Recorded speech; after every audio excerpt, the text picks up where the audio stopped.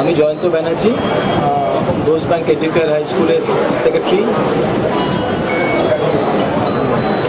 22/3/2017-তে আমি মধ্যমগ্রাম থানায় যাই। স্কুলের কিছু কাগজপত্র জাল করে আমাকে সরানোর একটা চক্রান্ত করা হয়েছে। সেই মর্মে আমি মধ্যমগ্রাম থানায় যাই এফআইআর করার জন্য। থানায় নিরাশ হয়ে আমি জিডি করে আসি 22/3/2017। বাধ্য হয়ে আমি কোর্টের শরণাপন্ন হই। মাননীয় আদালত আমার প্রেয়ারের ভিত্তিতে থানাকে ইনস্ট্রাকশন দেয় আমার জিডিটা এফআইআর ট্রিট করার জন্য। এটা 5/4/2017-তে মহামান্য আদালত এই মর্মে রায় দান করে এবং তারপরে এটা এফআইআর হিসেবে ট্রিট হয়। এফআইআর নাম্বার 189/17 11/4/2017-তে এটা এফআইআর হয় এবং দীর্ঘ 1 মাস অতিক্রান্ত হয়ে গেছে। যারা রোজ ব্যাংক এডুকেয়ার স্কুলের বর্তমান পরিচালনা করছে অবৈধভাবে, যাদের মধ্যে আছেন শঙ্কর বিশ্বাস, স্থানীয় এক্স পুর পিতা ফরওয়ার্ড ব্লকের উনি, দেবাশিস রায়, উষা চক্রবর্তী এবং অশোকা চক্রবর্তী। বারংবার আমি থানায়, আমাকে যখন ডাকা হয় আমি আমার বক্তব্য থানাতে পরিষ্কারভাবে বুঝিয়ে দিই এবং যে পেপারগুলো, যে দলিলে যে কাগজপত্রগুলো নথিগুলোকে চাল করে আমাকে সরানোর জন্য প্রচেষ্টা করা হয়েছে, যেটার জন্য এই মামলা করেছি, সেগুলো পরিষ্কারভাবে বোঝা যাচ্ছে যে এই দলিলটা পুরোটাই জাল দলিল হিসাবে করা হয়েছে। যে পদ্ধতিতে দলিল করা উচিত ছিল, অ্যামেন্ডমেন্ট ডি যেটা করা উচিত ছিল, সেটা করা হয়নি। আমার থাকার সময় 1996 থেকে 2012 সাল পর্যন্ত আমার সময় যে সমস্ত রেজুলেশনগুলো নেওয়া হয়েছিল, রাতারাতি সেই রেজুলেশনগুলো পুরো খাতা চেঞ্জ করে আবার নতুন খাতা করা হয়েছে। এটা পরিষ্কার পরিলক্ষিত এবং 161-এ যে খাতাটা আমি জানতে পেরেছিলাম, যে সাক্ষী যাকে দিয়ে খাতাটা টেম্পার করানো হয়েছে বা রিরাইট করানো হয়েছে, তাকেও আমি তার নাম্বার এবং যোগাযোগ আমি জানতে যখন পারি, তখন তাকে আমি থানায় নাম দিই সাক্ষী হিসাবে। থানাতে গিয়ে তিনি সমস্ত বক্তব্য পরিষ্কার বলে এসেছেন যে তিনি এই খাতাগুলো টাকার বিনিময়ে লিখেছেন। এত কিছু জানা সত্ত্বেও থানার বর্তমান যিনি আধিকারিক, আইসি যিনি আছেন, তিনি কি নাম? তমাল দাস, তিনি আমার সঙ্গে কথা বলছেন, মানে অ্যাজ ইফ এই মামলাটার গতিটাকে বা মুখটাকে অন্যদিকে ঘোরানোর চেষ্টা করছেন। যতদূর পেরেছি আমার কাছে যা ছিল, কারণ আমি যখন স্কুলে ছিলাম সমস্ত কাগজপত্র স্কুলেই রাখা হতো। স্কুল থেকে যখন আমাকে এরকম একটা অবস্থা সৃষ্টি হলো, তখন সেই কাগজপত্র কিছু আনতে পারিনি এবং সমস্ত পিএফ, ইএসআই, ব্যাংক, এফসিআরএ সব দপ্তরের নথি আমি কি হয়েছে, কোথায় কীভাবে হয়েছে, আমি সমস্ত থানাকে পরিষ্কার বলেছি। কিন্তু কেন জানি না আইসি সাহেব যেন মনে হচ্ছে দোষীদের একটু পক্ষপাত দুষ্ট হয়ে তাদেরকে একটু আড়াল করার বা তাদের হয়ে একটু কথা বলার চেষ্টা করছেন। উনি না প্রশাসনিকভাবে না হিউম্যানিটেরিয়ান গ্রাউন্ডে কোনোটাই তলিয়ে দেখছেন না যে আসল সত্যতা কোন দিকে, কি ঘটনা ঘটেছে। যদি উনি একটু প্রশাসনিক দৃষ্টিভঙ্গি দিয়ে দেখেন যে 2011 সালের রেজুলেশনগুলো 2015 সালে লেখা হয়েছে, 2011 সাল থেকে রেজুলেশনগুলো টেম্পার করে, জাল করে, রিরাইট করে, যেখানে আমার সই সাবুতগুলো ছিল সেগুলো সব উলট পালট করে দিয়ে সইগুলোকে জাল করে বিভিন্ন রকমভাবে এখন 2016 সালে কি 17 সালে এগুলো দেখানো হচ্ছে।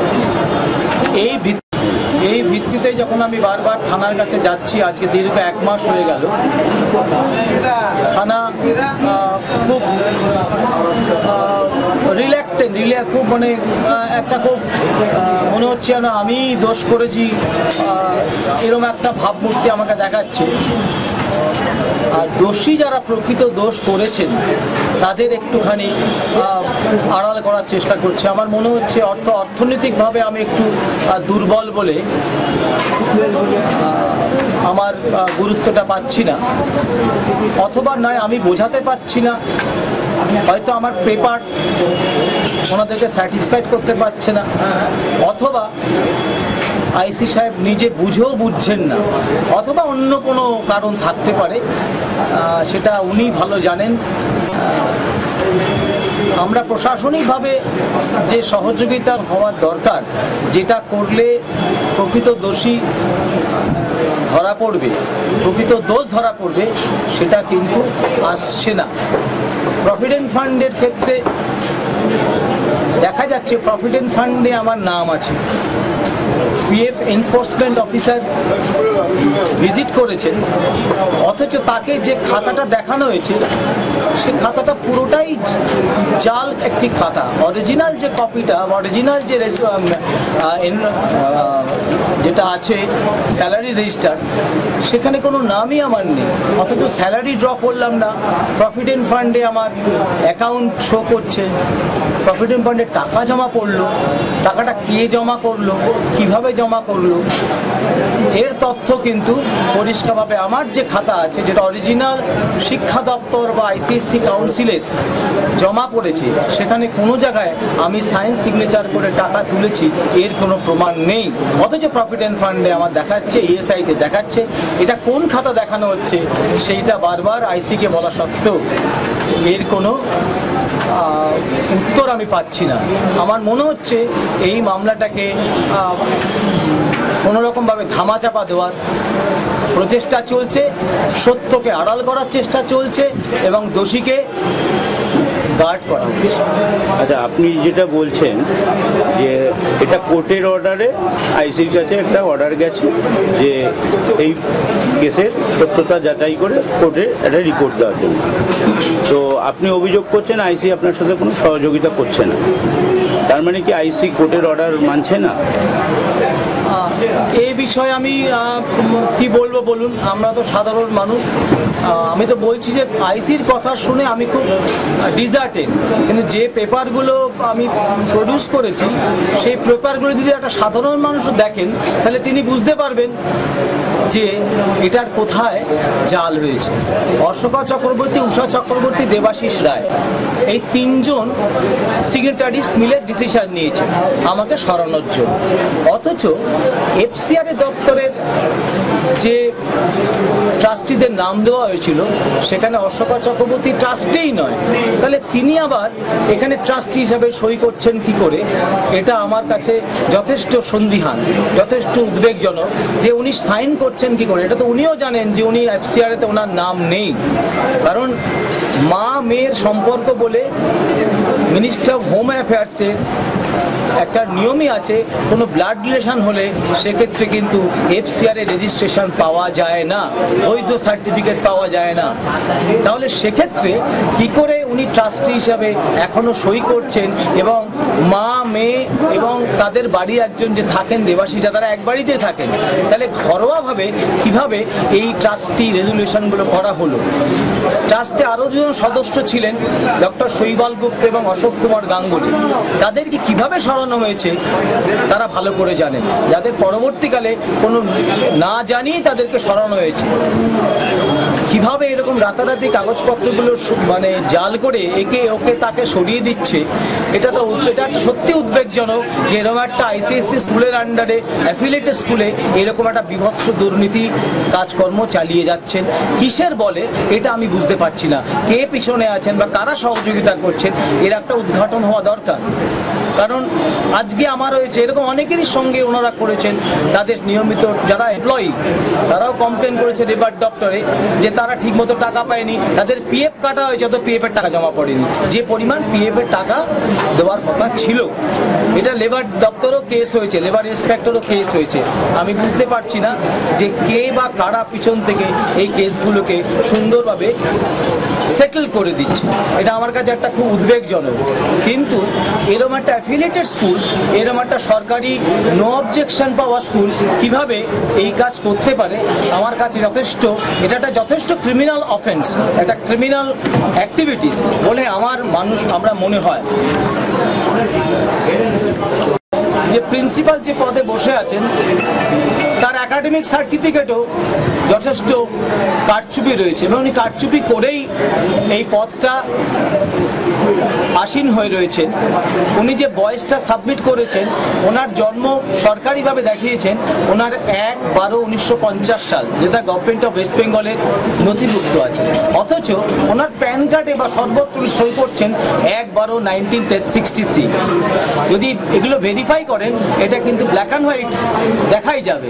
কিন্তু আমার একটা অদ্ভুত লাগছে যে আইসি সাহেব ইন্সপেক্টর ইনচার্জ যে কেন এটাকে বাইপাস করছেন বা এতটা সংবেদনশীল, এইটা আমার কাছে একদম ক্লিয়ার হচ্ছে না। যেরকম একটা স্কুল একটা জাল কার্যকলাপ করে যাচ্ছে, সেখানে এটা দীর্ঘদিন ধরে চালিয়ে যাচ্ছে। এই ধরনের ম্যানেজমেন্ট, এই ধরনের স্কুল কর্তৃপক্ষ যদি হয় তাহলে বাচ্চাদের কাছে শিক্ষা কি পৌঁছাবে, এটা যথেষ্ট আজকের দিনে উদ্বেগজনক। আর একটা ব্যাপার, অথরাইজ সিগনেটারিজদের মধ্যে আমি একজন ছিলাম। দুটো ব্যাংক অ্যাকাউন্টে দেখা যাচ্ছে আমাকে টার্মিনেট করা হয়েছে, আর দুটো ব্যাংক অ্যাকাউন্টে আমি এখনো লাইভ রয়েছি। এর তথ্য ব্যাংক কর্তৃপক্ষ বা স্কুল কর্তৃপক্ষ বা থানা এই বিষয়ে কি বলবে? দুটোতে আমাকে টার্মিনেট করা হলো, আর দুটোতে আমাকে দেখা যাচ্ছে আমি লাইভ। সেটা ইনভেস্টিগেশন অফিসার যিনি আছেন তিনি কিন্তু আমাকে দেখিয়েছেন যে ইউনিয়ন ব্যাংক অফ ইন্ডিয়াতে আমার নাম এখনো বহাল আছে এবং সেই ব্যাংক অ্যাকাউন্টটা অপারেট আছে। আমার একটা বক্তব্য যে এই যে ব্যাংক অ্যাকাউন্টগুলো কি অপারেট হচ্ছে, কিভাবে অপারেট হচ্ছে আমি জানতে পাচ্ছি না, অথচ আমার সইগুলো সেখানে দেওয়া রয়েছে। তারা কি করতে চাইছে আমি যথেষ্ট এর মধ্যে খুব আমার ভাবতে খারাপ লাগছে।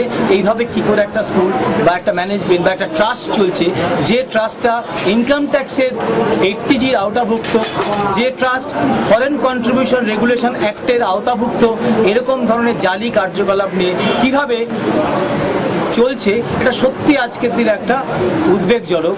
আইসি সাহেব একদমই ব্যাপারটা তলিয়ে দেখছেন না বা ঘুরিয়ে দেখছেন না যে এর আগামী দিনে এর কিন্তু কোয়েশ্চেনের অ্যান্সার ওনাকেও দিতে হবে, কারণ উনি তদন্তটাকে নিরপেক্ষ করছেন না, একটু তদন্তটাকে একটু অন্যরকম ভাবমূর্তি নিয়ে দেখছেন। কি মনে করছেন যে এর পিছনে অন্য কোনো কারণ বা কিছু, যে মধ্যমগ্রাম থানার আইসি আপনার সাথে সহযোগিতা করছে না সেই বিষয়? না, সহযোগিতা করছে না। আমার মনে হয় যে সহযোগিতা যে ধরনের আশা করেছিলাম, সব দেখাচ্ছি কাগজপত্র, সেই কাগজপত্রের উনি উপযুক্ত মর্যাদা দিয়ে দেখছেন না, উপযুক্ত মর্যাদা দিচ্ছেন না। উনি বুঝতে পারছেন, আমি শিওর যে উনি পড়াশোনা জানেন, উনি একটা পদাসীন, উনি বুঝতে পারছেন, কিন্তু করছেন না। এটাই আমার কাছে একটা উদ্বেগ, যে আমি চাই পুলিশ উপযুক্ত তদন্ত করে দোষী ব্যক্তিদের অবিলম্বে গ্রেপ্তার করুন, তাহলেই এর কেসের সত্যতা প্রমাণ পাওয়া যাবে যে সত্যি দোষী দোষ তারা করেছে কি করেনি।